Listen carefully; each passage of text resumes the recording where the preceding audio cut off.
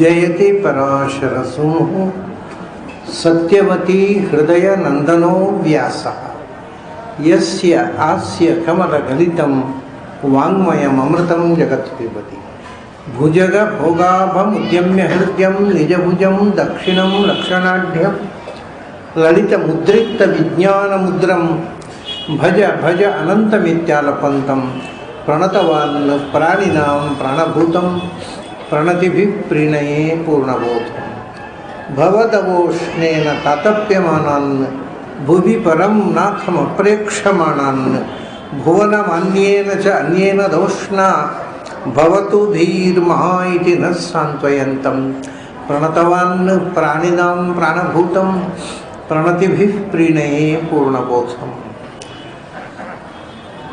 ನನ್ನ ಅಧ್ಯಾತ್ಮ ಬಂಧುಗಳೇ,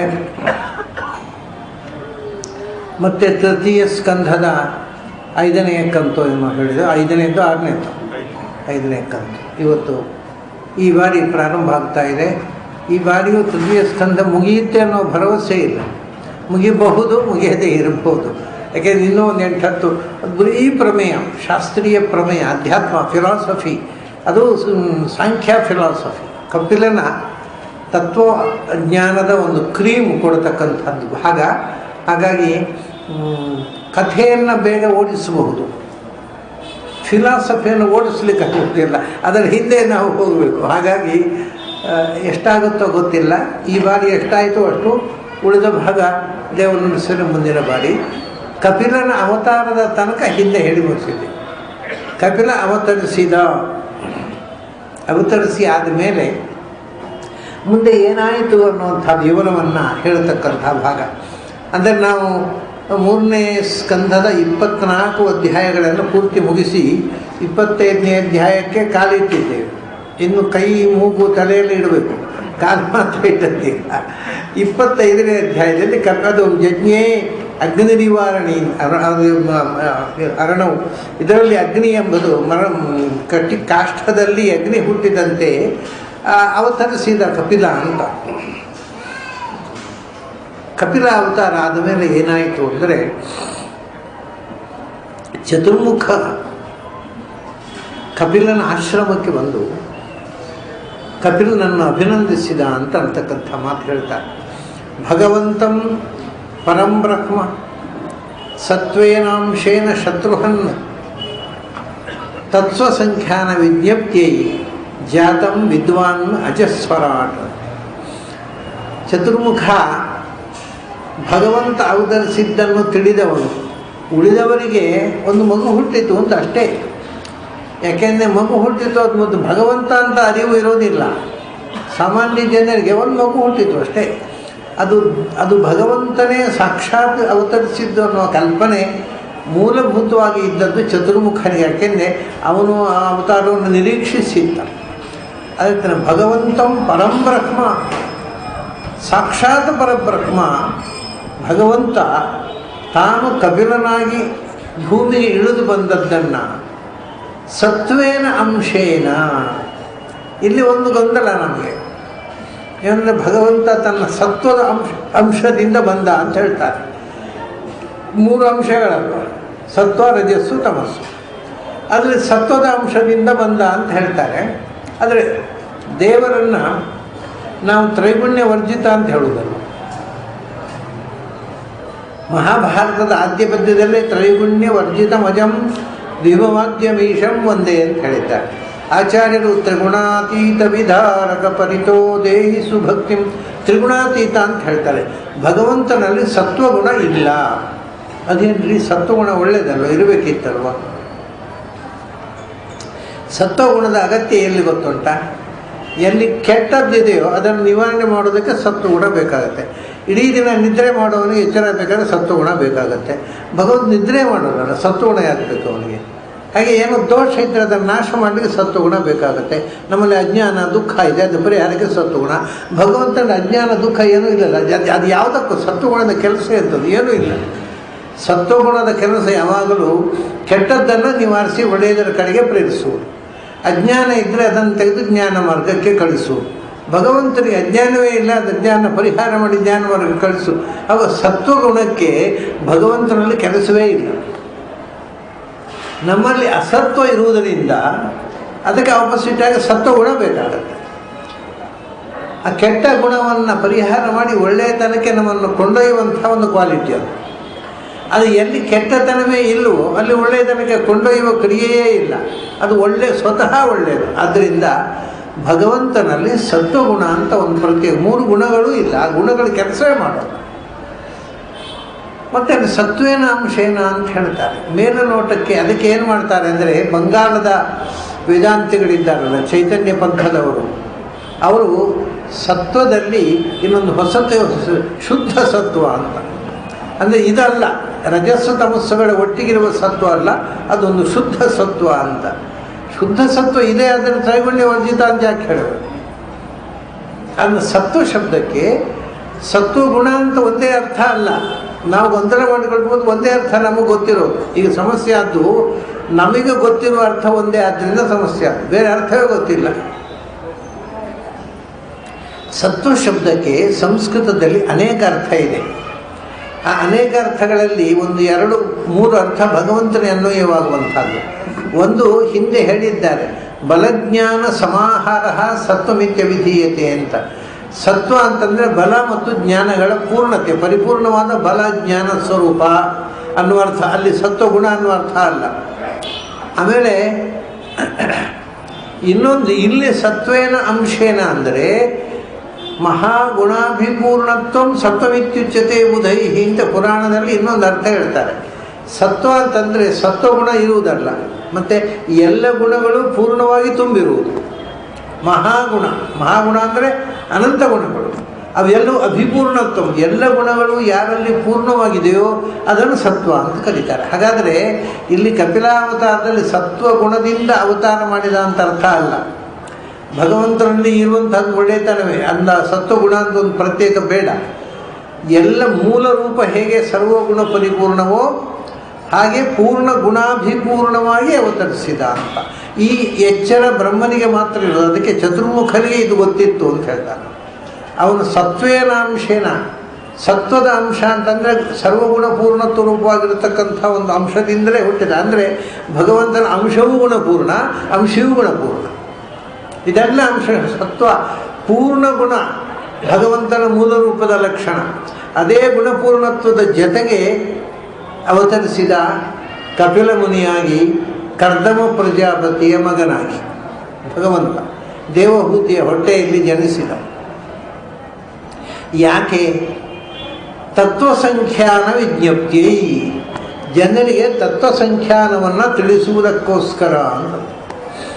ತತ್ವಸಂಖ್ಯಾನ ಅಂದರೆ ಏನು? ಇವಾಗ ಸತ್ವದಿಂದ ತತ್ವ ಸಂಖ್ಯಾನ ಅಂತ ಆಚಾರ್ಯರು ಒಂದು ಗ್ರಂಥ ಬರೆದಿದ್ದಾರೆ, ರಚಿಸಿದ್ದಾರೆ. ಅದಕ್ಕೆ ಹೆಸರು ತತ್ವಸಂಖ್ಯಾನ ಅಂತ. ಅಂದರೆ ಅದು 2 ವಿಧದಿಂದ ತತ್ವಸಂಖ್ಯಾನ. ತತ್ವಗಳ ಸಂಖ್ಯಾನ ಅಂದರೆ ಎಣಿಕೆ, ಲೆಕ್ಕ, ಎಷ್ಟು ತತ್ವಗಳು ಅನ್ನೋದನ್ನು ಗಣಿತಬದ್ಧವಾಗಿ ಹೇಳುವ ಗ್ರಂಥ, ಅದು ಹೌದು. ಆಮೇಲೆ ತತ್ವದ ಸಂಖ್ಯಾನ ಅಂತಂದರೆ ಸರಿಯಾದ ಜ್ಞಾನ ಅಂತ. ಖ್ಯಾನ ಅಂದರೆ ಜ್ಞಾನ ಸಂಸ್ಕೃತ. ಅದರಿಂದ ತತ್ವಗಳು ಎಷ್ಟು, ಏನು, ಹೇಗೆ, ಎಂತು ಅನ್ನೋದರ ಸರಿಯಾದ ಪರಿಜ್ಞಾನ 2ನೇ ಅರ್ಥ.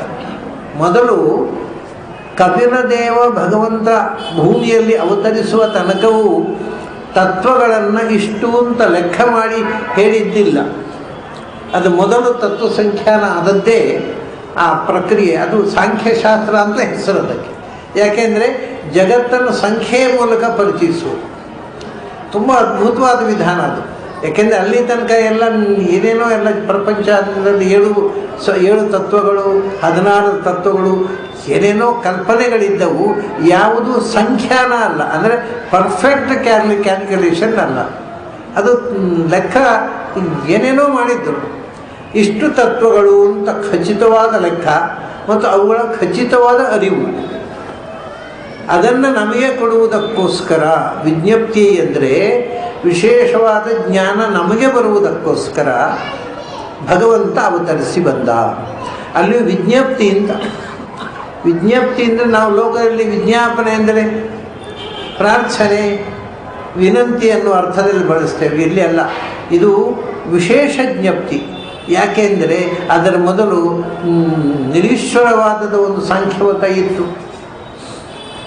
ಅದರಿಂದ ವಿಭಿನ್ನವಾಗಿ ಭಗವತ್ ಸ್ವರೂಪವನ್ನು ಹೇಳ್ತಕ್ಕಂಥ ತತ್ವ ಸಂಖ್ಯಾನ ಜಗತ್ತಿಗೆ ಬೋಧಿಸಿ ಶೇಶ್ವರ ಸಾಂಖ್ಯವನ್ನು ಜಗತ್ತಿನಲ್ಲಿ ಸ್ಥಾಪಿಸುವುದಕ್ಕೋಸ್ಕರ ಜಾತಂ. ಯಾರು? ಭಗವಂತಂ ಪರಂಬ್ರಹ್ಮ, ಸ್ವಯಂ ಭಗವಂತ ಪರಬ್ರಹ್ಮನೇ ತನ್ನ ಅಂಶೇನ ಸತ್ವೇನ ತನ್ನ ಗುಣಪೂರ್ಣವಾದ ಮೂಲ ರೂಪದಿಂದಲೇ ಏನೂ ಭೇದ ಇಲ್ಲದೆ ಸಾಕ್ಷಾತ್ ಗುಣಪೂರ್ಣನಾಗಿ ಭೂಮಿಯಲ್ಲಿ ಅವತರಿಸಿದ್ದನ್ನು ವಿದ್ವಾನ್, ತಿಳಿದವನು ಅಂತ.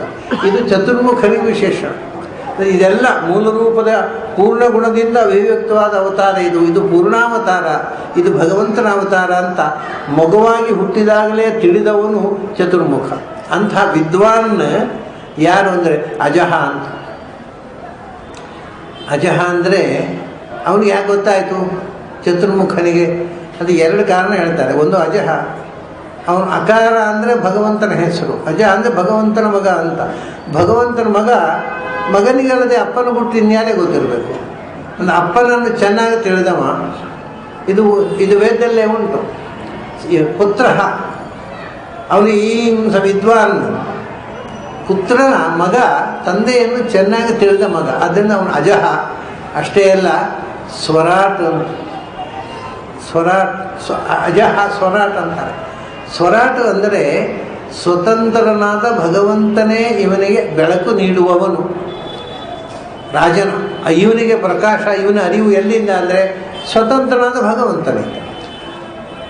ಭಗವಂತನ ಅನುಗ್ರಹದಿಂದ ಸ್ವಯಂ ರಾಟ್, ತಾನೇ ಎಲ್ಲ ದೇವತೆಗಳಿಗೂ ರಾಜನಾಗಿ ದೇವೋತ್ತಮನಾಗಿರತಕ್ಕಂಥ ಚತುರ್ಮುಖ ಇದನ್ನು ತಿಳಿದ ಭಗವಂತ ಅವತರಿಸಿದ್ದಾನೆ.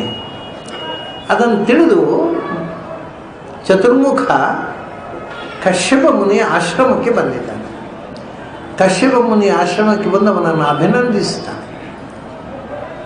ಅಭಿನಂದಿಸುವಂಥ ವಿಧಾನ ಬಹಳ ಚೆನ್ನಾಗಿದೆ. ಅವನು ಹೇಳ್ತಾನೆ, ನಾನು ಹೇಳಿದೆ ನೀನು ತಪಸ್ಸು ಮಾಡ್ತಾ ಅದೆಲ್ಲ, ಮತ್ತೆ ನೀನು ಮೊದಲು ಮದುವೆ ಮಾಡ್ಕೋ, ನಿನ್ನ ಸಂತಾನದಿಂದ ದೊಡ್ಡ ಕಾರ್ಯ ಆಗಲಿಕ್ಕುಂಟು ಅಂತ ನಾನು ಹೇಳಿದೆ. ನೀನು ಅದನ್ನು ಪಾಲಿಸಿದ್ದೆ, ಸಂತೋಷ ಆಯ್ತು ನನಗೆ. ನೀನು ನನ್ನ ಮಾತು ಕೇಳಿದ್ದರಿಂದ ಈಗ ಭಗವಂತ ನಿನ್ನಲ್ಲಿ ಅವತರಿಸಿದ. ಇಲ್ಲೆಲ್ಲ ನಾನು ಮದುವೆ ಮಾಡಿಕೊಳ್ಳಲ್ಲ ಅಂತ ನೀನು ಕೂತಿದ್ರೆ ಕಪಿಲಾವತಾರವೇ ಆಗ್ತಿರಲಿಲ್ಲ. ನನ್ನ ಮಾತನ್ನು ಕೇಳಿ ನೀನು ಹಾಗೆ ನಡ್ಕೊಂಡದ್ರಿಂದ ಜಗತ್ತಿಗೆ ಒಂದು ದೊಡ್ಡ ಆವಿಷ್ಕಾರ ಆಯಿತು. ಅಷ್ಟೇ ಅಲ್ಲ, ನೀನು ಕಪಿಲ ಮತ್ತು 9 ಜನ ಹುಡುಗಿಯರು ಅಕ್ಕಂದಿರು ಕಪಿಲನಿಗೆ. ಈಗ 10 ಜನ ಮಕ್ಕಳು, 9 ಜನ ಹುಡುಗಿಯರು ಮಕ್ಕಳು ಹುಟ್ಟಿದರು. ನೀನು ಅದಕ್ಕೋಸ್ಕರ ಚಿಂತಿತನಾಗುವುದು ಬೇಡ. ಕಪಿಲಾವತಾರ ಹೇಗೆ ಅರ್ಥಪೂರ್ಣವೋ ಹಾಗೆ ಉದ್ದೇಶ ಇದ್ದೇ ಆ 9 ಜನ ಹುಡುಗಿಯರು ಮೊದಲು ಹುಟ್ಟಿದ್ದು. ಆ ದೇವಹೂತಿಯು ಕೂಡ ಬಹಳ ದುಃಖ ಪಡ್ತಾಳೆ. ಅನ್ಯಾಯವಾಗಿ ನೀವು ತಪಸ್ಸು ಮಾಡ್ತಾ ಇದ್ದವರನ್ನು ಮೋಹಗೊಳಿಸಿ ನಿಮ್ಮಿಂದ 9 ಜನ ಹುಡುಗಿಯರನ್ನು ಪಡೆದೆ, ನಿಮ್ಮ ಬದುಕನ್ನು ವ್ಯರ್ಥ ಮಾಡಿದೆ, ನನ್ನ ಬದುಕನ್ನು ವ್ಯರ್ಥ ಮಾಡಿಕೊಂಡೆ ಅಂತ ದೇವಹೂತಿಯು ಕಣ್ಣೀರು ತೆಗಿತಾಳೆ. ಅದು ಚತುರ್ಮುಖ ಅದಕ್ಕೆ ಹೇಳ್ತಾನೆ, ನಿಮ್ಮಲ್ಲಿ ಮೊದಲು 9 ಜನ ಹುಡುಗಿಯರು ಹುಟ್ಟಿದ್ದುಂಟಲ್ಲ, ಅದು 10ನೇ ಅವತಾರಕ್ಕೆ ಪೀಠಿಕೆ. ಅದು ಅರ್ಥಪೂರ್ಣ, ಅದು ವ್ಯರ್ಥ ಅಲ್ಲ. ಅದು ಕೂಡ ಒಂದು ಡಿವೈನ್ ಅದರ ಹಿಂದೆ ದೈವಿ ಸಂಕಲ್ಪ ಇದೆ. ಯಾಕೆ ಅಂದರೆ ಆ 9 ಜನ ಹುಡುಗಿಯರನ್ನು ನೀನು 9 ಜನ ಬ್ರಹ್ಮರ್ಷಿಗಳಿಗೆ, ಪ್ರಜಾಪತಿಗಳಿಗೆ ಮದುವೆ ಮಾಡಿಕೊಡು, ಅದರಿಂದ ಸೃಷ್ಟಿ ವಿಸ್ತಾರ ಆಗಲಿಕ್ಕೆ. ಮೊಟ್ಟ ಮೊದಲು ಚತುರ್ಮುಖರಿಂದ ಹುಟ್ಟಿದ 9 ಜನ ಋಷಿಗಳು, ಅವರು ಪ್ರಜಾಪತಿಗಳು ಮರೀಚಿ, ಅತ್ರಿ, ಅಂಗಿರಸ್, ಪುಲಸ್ತ್ಯ, ಪುಲಹ, ಕರತು, ಆಮೇಲೆ ಭೃಗು, ವಸಿಷ್ಠ, ಅಥರ್ವ. ಇವರು 9 ಜನ ಋಷಿಗಳಿಗೆ ನಿನ್ನ 9 ಜನ ಮಗಳಿಂದ ಮದುವೆ ಮಾಡಿಕೊಡು, ಅದರಿಂದ ಮತ್ತೆ ಋಷಿಗಳಿಂದ ಪ್ರಜಾಪತಿಗಳು, ಪ್ರಜೆಗಳ ವಿಸ್ತಾರ, ಜಗತ್ತಿನ ವಂಶ ವಿಸ್ತಾರ ಆಗುತ್ತೆ. ಅದರಿಂದ ಇದು ಪ್ರಜಾವೃದ್ಧಿಗೋಸ್ಕರ ಭಗವಂತನ ಇಚ್ಛೆಯಂತೆಯೇ 9 ಜನ ಹುಡುಗಿಯರು ನಿನ್ನ ಮಕ್ಕಳಾದರು. ಅದು ಕೂಡ ದೈವಿ ಕಾರ್ಯವೇ. ಅದನ್ನು ಮಾಡು, 9 ಜನ ಮಕ್ಕಳಿಗೆ ವಿವಾಹ ಮಾಡು. ಆಮೇಲೆ ಈ 10ನೇ ಹುಡುಗ ಇದ್ದಾನಲ್ಲ, ಅಯಂ ಸಿದ್ಧಗಣಾಧೀಶ, ಇವನು ಸಾಂಖ್ಯಾಚಾರ್ಯೈ ಸುಸಮ್ಮತಃ ಲೋಕೆ ಕಪಿಲ ಇತ್ಯಾಖ್ಯಾಂ ಗಂತಾತೆ ಕೀರ್ತಿವರ್ಧನ. ಈತ ಇದ್ದಾನಲ್ಲ, ಈ ಹುಡುಗ ಜಗತ್ತಿನಲ್ಲಿ ಸಿದ್ಧರು ಅಂತ ಯಾರಿದ್ದಾರೆ, ಸಿದ್ಧರು ಅಂದರೆ ಸಿದ್ಧಿ ಪಡೆದವರು, ಅಪರೋಕ್ಷ ಜ್ಞಾನಿಗಳು ಅಥವಾ ಮುಕ್ತರು, ಯಾರು ಅಂತೂ ಭಗವಂತನನ್ನು ಕಂಡು ಸಿದ್ಧರಾದವರು ಯಾರೆಲ್ಲ ಸಿದ್ಧರು ಅಂತಿದ್ದಾರೆ ಅವರಿಗೆಲ್ಲ ನಾಯಕ ಸ್ಥಾನದಲ್ಲಿ ಇರ್ತಕ್ಕವ. ಯಾಕೆಂದರೆ ಅವರಿಗೆ ಸಿದ್ಧಿ ಕೊಟ್ಟವನು ಇವನು ಬರೇ ಸಿದ್ಧಿ ಪಡೆದವಲ್ಲ, ಸಿದ್ಧಿ ಎಲ್ಲರಿಗೂ ಸಿದ್ಧಿ ಕೊಟ್ಟವನು. ಅಂದರೆ ಯಾರ್ಯಾರು ಸಿದ್ಧ ಪುರುಷರು ಜ್ಞಾನಿಗಳು ಅಪರೋಕ್ಷ ಜ್ಞಾನಿಗಳು ಅಂತಿದ್ದಾರೆ ಅವರಿಗೆಲ್ಲ ಒಡೆಯರು. ಸಿದ್ಧಗಣಾಧೀಶ ಅನ್ನೋದರಲ್ಲಿ ಇನ್ನೊಂದು ಧ್ವನಿ ಉಂಟು ನೋಡಿ, ಜ್ಞಾನಿಗಳಿಗೆ ಜ್ಞಾನ ಕೊಟ್ಟವನು ಅವನೇ, ಕೆಲವರಿಗೆ ಜ್ಞಾನ ಕೊಡದೆ ಅಜ್ಞಾನಿಗಳನ್ನಾಗಿ ಮಾಡಿದವನು ಅವನೇ. ಹಾಗಾಗಿ ಇವನು ಸಿದ್ಧಗಣಾಧೀಶ ಸಾಂಖ್ಯಾಚಾರ್ಯೈ ಸುಸಮ್ಮತಃ. ಸಾಂಖ್ಯಾಚಾರ್ಯರು ಅಂದರೆ ಸಾಂಖ್ಯಶಾಸ್ತ್ರದಲ್ಲಿ ವಿದ್ವಾಂಸರು. ಸಾಂಖ್ಯ ಅಂದರೆ ಏನು? ಸಾಂಖ್ಯ ಅಂದರೆ ಒಂದರ್ಥ ನಾನು ಹೇಳಿದೆ, ಸಂಖ್ಯೆಯ ಮೂಲಕ ಫಿಲಾಸಫಿಯನ್ನು ವಿವರಿಸುವಂಥ, ಅಂದರೆ ನ್ಯೂಮರಿಕಲ್ ಸೈನ್ಸ್, ಸಂಖ್ಯೆಯ ಮೂಲಕ ನ್ಯೂಮರಾಲಜಿ ಅಷ್ಟೇ ಅಲ್ಲ. ಸಂಖ್ಯಾ ಅಂತಂದರೆ ಬರೇ ಸಂಖ್ಯೆಯ ಮೂಲಕ ವಿಶ್ವವನ್ನು ವಿವರಿಸೋ ಅಷ್ಟೇ ಅಲ್ಲ. ಯಾಕೆಂದರೆ ಸಮ್ಯಕ್ ಜ್ಞಾನಂತೂ ಸಾಂಖ್ಯಂ ಸ್ಯಾತ್ ತದರ್ಥ ಯೋಗ ಉಚ್ಯತೆ ಅಂತ.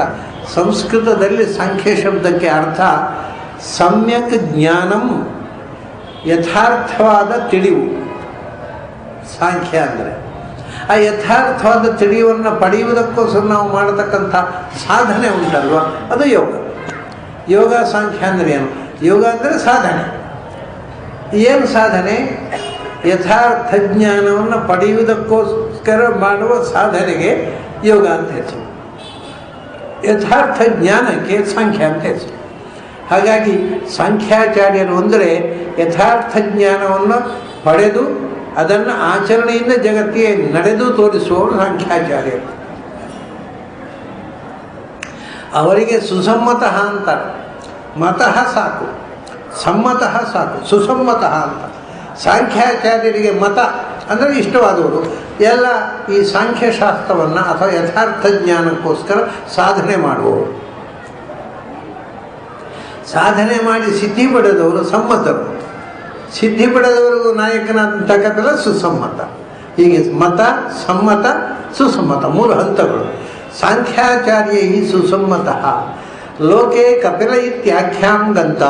ಸೂಚನೆ ಮಾಡಿವಿ, ಇನ್ನೂ ನಾಮಕರಣ ಆಗೋ ಮುಂಚೆ ಬಂದಿದ್ದಾನೆ ಚತುರ್ಮುಖ. ಇವನಿಗೆ ಕಪಿಲ ಅಂತ ಹೆಸರಿಡುವಂಥ ಸೂಚನೆ. ಕಪಿಲ ಅಂತ ಹೆಸರಿನಿಂದ ಜಗತ್ ಪ್ರಸಿದ್ಧನಾಗ್ತಾನೆ ಇವ. ಕಪಿಲ ಅನ್ನುವ ಶಬ್ದ ಬಹಳ ವಿಚಿತ್ರ, ಬಹಳ ಒಳ್ಳೆಯ ಶಬ್ದ ಅದು. ಆದರೂ ಮಕ್ಕಳಿಗೆ ಹೆಸರಿಡೋಲ್ಲ. ಯಾಕೆಂದ್ರೆ ಕಡೆಗೆ ಅದು ಸ್ವಲ್ಪ ಅಬ್ರಿವಿಯೇಷನ್ ಮಾಡಿ ಕಪಿ ಇಲ್ವಾ, ಕಪಿ ಇಲ್ವಾ ಅಂತ ನೋಡ್ತಾರೆ. ಕಪಿಲ ಬರೀ ಕಪಿ ಮಾತ್ರ ಉಳಿಯುತ್ತೆ, ಆ ಹುಡುಗನ ನಿಜ ಸ್ವಭಾವ ಮಾತ್ರ ಉಳಿದು ಹೋಗುತ್ತೆ. ಅದಲ್ಲ ಅಂತ ಅದರಿಂದ ಹೆಸರೇ ಇಡೋಲ್ಲ. ಎಲ್ಲಿ ಕಪಿ ಅಂತ ಕರೀತಾರೋ ಮಕ್ಕಳನ್ನ ಅಂತ ಹೆದರಿಕೆ. ಕಪಿಲ, ಕಪಿ ಅನ್ನೋ ಶಬ್ದ ಮಾತ್ರ ಬಹಳ ಒಳ್ಳೆಯ ಶಬ್ದ ಸಂಸ್ಕೃತದಲ್ಲಿ. ನಾವು ಕಪಿ ಅಂದರೆ ಕೋತಿ ಅಂತ ಹೇಳ್ತೇವೆ. ಕಪಿ ಅಂದರೆ ಕೋತಿ ಅಂತ ಹೇಳುವುದಕ್ಕೆ ಕಾರಣ ಬೇರೆ ಧಾತು. ಅದು ಕಪಿ ಅಂತ ಒಂದು ಧಾತು ಇದೆ. ಆ ಧಾತುವಿನಲ್ಲಿ ಕಪಿ ಕಂಪನೆ ಅಂತ, ಅದು ಕಂಪತೆ ಅಂತ. ಅಂದರೆ ಸುಮ್ಮನೆ ಕೊಡೋದೇ ಇಲ್ಲ, ಅದು ಮರದಿಂದ ಮರಕ್ಕೆ ಹಾರುತ್ತಾ ಇರ್ತದೆ. ಅದಕ್ಕೆ ಕಪಿ ಅಂತ ಹೇಳೋದು. ಕಪಿ ಚಾಪನ, ಚಪಲ ಬುದ್ಧಿಯ ಪ್ರಾಣಿ ಅಂತ ಅರ್ಥ ಕಪಿ ಅನ್ನೋದಕ್ಕೆ. ಅದು ಕೋತಿ ಅನ್ನುವ ಅರ್ಥದಲ್ಲಿ ಬಂತು. ತಮಾಷೆ ಏನು ಅಂದರೆ ಸಂಸ್ಕೃತದಲ್ಲಿ ಎಲ್ಲ ಕೆಟ್ಟ ಶಬ್ದಗಳಿಗೂ ಒಂದು ಒಳ್ಳೆಯ ಅರ್ಥ ಇದೆ. ನಮ್ಮಲ್ಲಿ ಎಲ್ಲ ಒಳ್ಳೆಯ ಶಬ್ದಗಳಿಗೂ ಒಂದು ಕೆಟ್ಟ ಅರ್ಥ ಇರುತ್ತೆ. ಆದರೆ ಸಂಸ್ಥೆಯಲ್ಲಿ ಎಲ್ಲ ಕೆಟ್ಟ ಶಬ್ದಗಳಿಗೂ ಒಂದು ಒಳ್ಳೆಯ ಅರ್ಥ ಇರ್ತದೆ. ನಮಗೊತ್ತಿರೋದು ಕೆಟ್ಟ ಅರ್ಥ ಮಾತ್ರ, ಅದಕ್ಕೊಂದು ಒಳ್ಳೆಯ ಅರ್ಥ ಎಲ್ಲ ಕಡೆ. ಈಗ ನೋಡಿ, ಋಷಿಗಳು, ಇದು ಕಪಿ ಆಯ್ತಲ್ಲ, ಋಷಿಗಳಿದ್ದಾರೆ ಶೌನಕರು ಅಂತ. ಶೌನಕ ಅಂದರೆ, ಶೌನಕ ಅಂದರೆ ನಾಯಿ, ಶೌನಕ ಅಂದರೆ ನಾಯಿಯ ಮಗ. ಋಷಿಗಳಿಗೆ ಹೆಸರಿದು. ನಮಗೆ ಅರ್ಥ ಆಗೋದು ಕೆಟ್ಟ ಅರ್ಥ, ಅನ್ನೋದಕ್ಕೆ ಬೇರೆ ಅರ್ಥ ಕೊಡ್ತಾರೆ. ಹಾಗೆಯೇ ಮಂಡೂಕ ಅಂದರೆ ಕಪ್ಪೆ, ಮಂಡೂಕೇರು ಅಂತ ಋಷಿಗಳಿದ್ದಾರೆ. ಹೀಗೆ ಪ್ರತಿಯೊಂದು ಶಬ್ದಕ್ಕೆ, ನಾವು ಲೋಕದಲ್ಲಿ ಕೆಟ್ಟ ಅರ್ಥದಲ್ಲಿ ಬಳಸುವ ಶಬ್ದಕ್ಕೆ ಶಾಸ್ತ್ರದಲ್ಲಿ ಒಳ್ಳೆಯ ಅರ್ಥ ಇದೆ. ಹಾಗೆಯೇ ಕಪಿಲ ಅನ್ನುವಂಥದ್ದು ನಮಗೆ ಗೊತ್ತಿರುವ ಕೆಟ್ಟ ಅರ್ಥಕ್ಕಿಂತ ಭಿನ್ನವಾದ ಒಂದು ಸುಂದರವಾದ ಅರ್ಥ ಇದೆ ಕಪಿಲ ಶಬ್ದಕ್ಕೆ. ಕಪಿ ಅಂದರೆ ಕಂಪಿಬತೀತಿ ಕಪಿಹಿ ಅಂತ, ಅಂದರೆ ಸ್ವರೂಪಾನಂದವನ್ನು ಅನುಭವಿಸುವವನು, ಸದಾ ಆನಂದದಲ್ಲಿರುವವನು ಜ್ಞಾನಿ ಮಾತ್ರ ಆಗುತ್ತೆ. ಸೊ ಜ್ಞಾನಿಗಳು ಮಾತ್ರ ಕಪಿಗಳಾಗೋದು ಸಾಧ್ಯ ಈ ಅರ್ಥದಲ್ಲಿ. ಸ್ವರೂಪಾನಂದವನ್ನು ಅನುಭವಿಸುವವರು ಅಂದರೆ ಮುಕ್ತರು ಮತ್ತು ಅಪರೋಕ್ಷ ಜ್ಞಾನಿಗಳು. ಇವನು ಅಂಥ ಕಪಿಗಳನ್ನು ಲಾತಿ ಸ್ವೀಕರಿಸಿ ಉದ್ಧಾರ ಮಾಡುವನು. ಯಾರು ಜ್ಞಾನಿಗಳು, ಯಾರು ಭಗವದ್ ಅನುಭೂತಿಯಿಂದ ಒಳಗೆ ಆನಂದವನ್ನು ಅನುಭವಿಸ್ತಾರೋ ಅಂಥವರನ್ನು ಉದ್ಧಾರ ಮಾಡುವ ಶಕ್ತಿ ಅಂತ ಒಂದರ್ಥ. ಇನ್ನೊಂದು ರೀತಿಯಿಂದ ತಾನು ಸ್ವಯಂ ಕಂ ಪಿಬತಿ ಭಕ್ತಾನಾಂ ಕಂ ಲಾತಿ, ತಾನು ಆನಂದವನ್ನು ಅನುಭವಿಸುವವನು, ಭಕ್ತರಿಗೆ ಆನಂದವನ್ನು ಕೊಡುವವನು. ಇಂಥ ಒಂದು ಅಪೂರ್ವವಾದ ಅರ್ಥ ಇರತಕ್ಕ ಶಬ್ದ ಅದು ಸಂಸ್ಕೃತದಲ್ಲಿ. ಅದನ್ನು ಹೇಳ್ತಾನೆ ಇವನು ಕಪಿಲ ಅಂತ. ಲೋಕೆ ಕಪಿಲ ಇತ್ಯಾಖ್ಯಾಂ ಗಂತ, ಇವನಿಗೆ ಕಪಿಲ ಅಂತಕ್ಕಂಥ ಹೆಸರು ಜಗತ್ಪ್ರಸಿದ್ಧವಾಗತ್ತೆ. ಲೋಕದಲ್ಲಿ ಅವನನ್ನು ಎಲ್ಲರೂ ಆ ಹೆಸರಿನಿಂದ ಕರೀತಾರೆ. ಅಷ್ಟೇ ಅಲ್ಲ, ತೇ ಕೀರ್ತಿವರ್ಧನ, ಈ ಮಗ ನಿನ್ನ ಕೀರ್ತಿಯನ್ನು ಹೆಚ್ಚಿಸ್ತಾನೆ, ಅವನಿಂದಾಗಿ ನಿನಗೆ ಕೀರ್ತಿ. ಏನು ಕಪಿಲನಂಥ ಮಗನನ್ನು ಪಡೆದ ಅಪ್ಪ ಅಂತ ನೀನು, ಜಗತ್ತು ನಿನ್ನನ್ನು ಕೊಂಡಾಡುತ್ತಪ್ಪ. ಅಂಥ ಅದ್ಭುತವಾದ ಭಗವದ್ ರೂಪ ಇದು. ನೀನು ಇಂಥ ಭಗವಂತನ ಅವತಾರಕ್ಕೆ ಒಂದು ಅಧಿಷ್ಠಾನವಾದೆಯಲ್ಲ. ನಿನ್ನ ಗರ್ಭದಲ್ಲಿ ಭಗವಂತ ಬಂದು ಕೂತು, ಅಲ್ಲಿಂದ ದೇವಹೂತಿಯ ಗರ್ಭಕ್ಕೆ ಹೋಗಿ ಅಲ್ಲಿ 9 ತಿಂಗಳು ಕೂತು ಮತ್ತೆ ಹೊರಗೆ ಬಂದಲ್ಲ ಭಗವಂತ. ಈ ನಾಟಕಕ್ಕೆ ನಿಮ್ಮನ್ನು ಪಾತ್ರಧಾರಿಗಳನ್ನಾಗಿ ಉಪಯೋಗಿಸಿ, ಅದಕ್ಕೆ ಅದು ಏನೇನು. ಹಾಗಾಗಿ ನೀನು ತುಂಬ ಪುಣ್ಯಶಾಲಿಯಪ್ಪ. ದೊಡ್ಡವರ ಮಾತನ್ನು ಅವನು ಹೇಳ್ತಾನೆ. ಮಕ್ಕಳು ದೊಡ್ಡವರಿಗೆ ಸಂತೋಷ ಏನು ಗೊತ್ತಾ? ದೊಡ್ಡವರ ಮಾತನ್ನು ಯಾರು ಕೇಳ್ತಾರೋ ಅವ್ನ ಮಕ್ಕಳ ಮೇಲೆ ಬಹಳ ಪ್ರೀತಿ ಅಂತ ದೊಡ್ಡವರಿಗೆ. ನಮ್ಮ ಮಾತು ಹುಡುಗ ಬಿಟ್ಟು ಹಾಕೋದಿಲ್ಲ, ನಾವು ಹೇಳಿದಾಗ ಮಾಡ್ತಾನೆ ಅಂತ. ಅವ್ರ ತೀರ್ಮಾನ ಸರಿ ಇರ್ಬೋದು, ತಪ್ಪಿರ್ಬೋದು. ದಶರಥ ಏನೋ ಹೆಂಡತಿಯ ಮಾತಿಗೆ ಬದ್ಧನಾಗಿ ಮಗನಿಗೆ ಕಾಡಿಗೆ ಹೋಗಲಿಕ್ಕೆ ಒಪ್ಪಿಗೆ ಕೊಟ್ಟ. ಅದು ಸರಿಯಲ್ಲ, ನಿಜವಾಗ ತಪ್ಪು. ರಾಮನನ್ನು ಕಾಡಿಗೆ ಕಳಿಸಿದ್ದು ಕಾನೂನಿನ ದೃಷ್ಟಿಯಿಂದ ತಪ್ಪು, ಮತ್ತು ಲೋಕದ ವ್ಯವಹಾರ ದೃಷ್ಟಿಯಿಂದಲೂ ತಪ್ಪು. ಯಾಕೆ ಅಂದರೆ ಅವನು ಯಾಕೆ ಕಾಡಿಗೆ ಕಳಿಸಿದ್ದು? ಹೆಂಡತಿಯ ಅಂದರೆ ರಾಜನಾದವನು ಹೆಂಡತಿಯ ಮಾತು ಕೇಳಲಿಕ್ಕೆ ರಾಜ ಆಗೋದಲ್ಲ, ಲೋಕದ ಹಿತಚಿಂತನೆಗೋಸ್ಕರ ರಾಜ.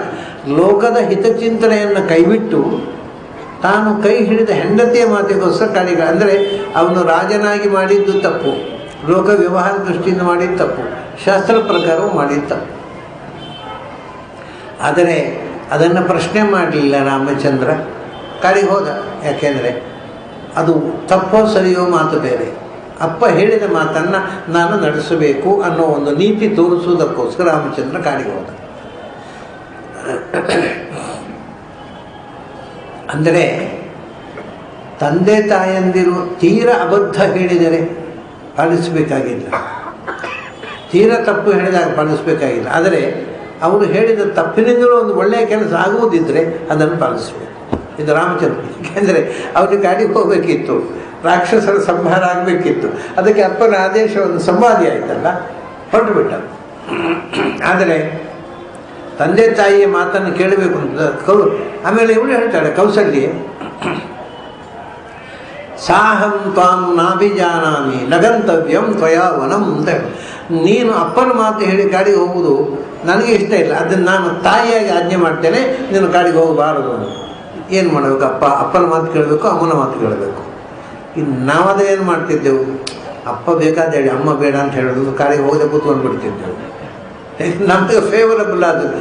ರಾಮಚಂದ್ರ ಹೇಳ್ತಾನೆ, ಅಪ್ಪ ಹೇಳಿದ ಮಾತನ್ನು ನಾನು ಪಾಲಿಸ್ತೇನೆ, ನಿನ್ನ ಮಾತನ್ನು ಪಾಲಿಸುವುದಿಲ್ಲ ಅಂತ.